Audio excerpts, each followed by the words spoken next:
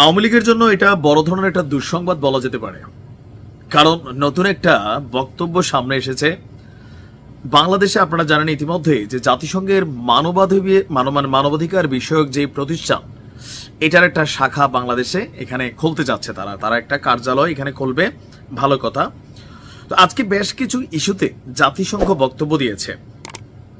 আর জাতিসংঘের যিনি এখানে আবাসিক সমন্বয়ক আছেন গোয়েন লুইস, তিনি যেই বক্তব্য দিয়েছেন, এই বক্তব্যে আওয়ামী লীগের জন্য খুবই বড় একটা দুঃসংবাদ এখানে অপেক্ষা করছে।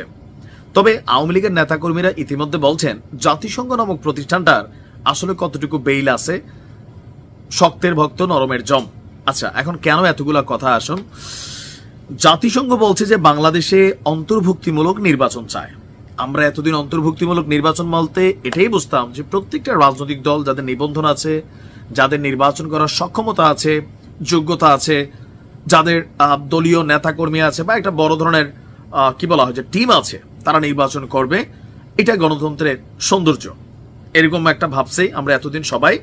তো যখন অন্তর্ভুক্তিমূলক নির্বাচনের কথা বলছে এর আগে জাতিসংঘ, তখন সবাই ভাবছে যে জাতিসংঘ চায় আওয়ামী লীগও নির্বাচনে আসুক বা আগামী নির্বাচনটা আওয়ামী লীগ, বিএনপি, জামাত ইসলাম যারাই আছে সবাইকে নিয়ে এই সরকার আয়োজন করুক। কিন্তু আজকে জাতিসংঘের এই আবাসিক সমন্বয়ক গোয়েন লুইস যে বক্তব্য দিয়েছেন, তিনি বলছেন যে জাতিসংঘ বাংলাদেশে অন্তর্ভুক্তিমূলক নির্বাচন চায়। অন্তর্ভুক্তিমূলক নির্বাচন মানে রাজনৈতিক দলের অন্তর্ভুক্তি নয়, সব জনগণের অন্তর্ভুক্তি। আওয়ামী লীগের সময় আওয়ামী লীগ যেমন বিএনপিকে বাদ দিয়া আমি ডামি বা বিভিন্ন নির্বাচন করার সমর্থন পাইছে, জাতিসংঘেরও সমর্থন পাইছে। এবার বুঝছেন তো কোন সিস্টেমে পাইছে।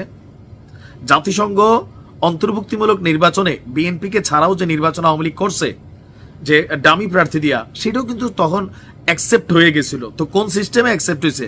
ওই একই সিস্টেমে অ্যাকসেপ্ট হয়েছে, যেটা এখন তারা এখানে পুনর্ব্যক্ত করছে। তারা বলছে যে সব জনগণের অন্তর্ভুক্তি হিসাবে তারা দেখে, রাজনৈতিক দলের না। অনেকে নির্বাচনে আসতে পারে, নাও আসতে পারে।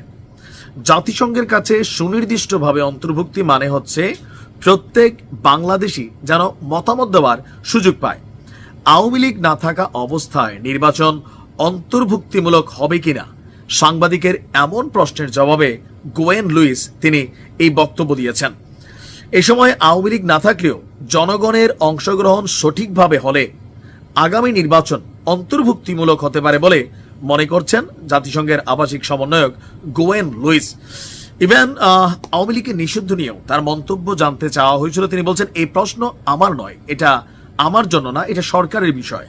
পারিপার্শ্বিক অবস্থা দেখে সরকারকে এই বিষয়ে সিদ্ধান্ত নিতে হবে। এটা রাজনৈতিক সিদ্ধান্তের উপর আপনার নির্ভর করছে। আর আগামী জাতীয় নির্বাচনে জাতিসংঘ টেকনিক্যাল সাপোর্ট দিতে আগ্রহী, তবে নির্বাচন কখন হবে সেটা বাংলাদেশ সরকার এবং জনগণ ঠিক করবে। এ ব্যাপারেও জাতিসংঘ কোনো হস্তক্ষেপ করবে না। জাতিসংঘ বর্তমান সরকারের সংস্কারের উদ্যোগকেও সমর্থন করে, তবে কোন কোন বিষয়ে সংস্কার করা হবে সেটাও সরকারের নিজস্ব সিদ্ধান্ত। জাতিসংঘ আগে নির্বাচন চায় না আগে সংস্কার চায়, এ বিষয়ে তার বক্তব্য এটাও আমাদের বিষয় না, এটাও সরকার এবং জনগণের বিষয়। আওয়ামী লীগের নেতাকর্মীরা এই বক্তব্যটা শুনে অনেকে মন খারাপ করছেন, জাতিসংঘের গালাগালি করতেছেন। কিন্তু জাতিসংঘের চরিত্র এটাই ছিল বিগত নির্বাচনেও, 24 নির্বাচনে, কারণ তখন তো বিএনপি আসে নাই। তো সরকার করছে কি, সারা পৃথিবীতে দেখাইছে যে দেখো আমরা তো ডাকতেছি, তারা আসতেছে না। জনগণ ভোট দেওয়ার জন্য একক প্রার্থীর বিরুদ্ধে আরেকটা অপশন পাইছে, ডামি। তো সেই ডামিরে ভোট দিছে, পৃথিবী দেখছে ভোট হয়েছে, ভোটের একটা পার্সেন্টেজ সরকার প্রকাশ করছে, সেখান থেকে সরকার গঠন হয়েছে, ম্যান্ডেটও নিয়ে আবার রাষ্ট্র চালাইতে শুরু করছিল। এরপরে পতন হয়েছে জনগণের হাতে, আলাদা। তো একই জিনিস এখন, যেটা আওয়ামী লীগের সময় বিএনপির উপর দিয়ে যাইতো যে ঝড়টা, এটা এখন আওয়ামী লীগের উপরে আবার ফিরে আসছে। ভালো থাকুন।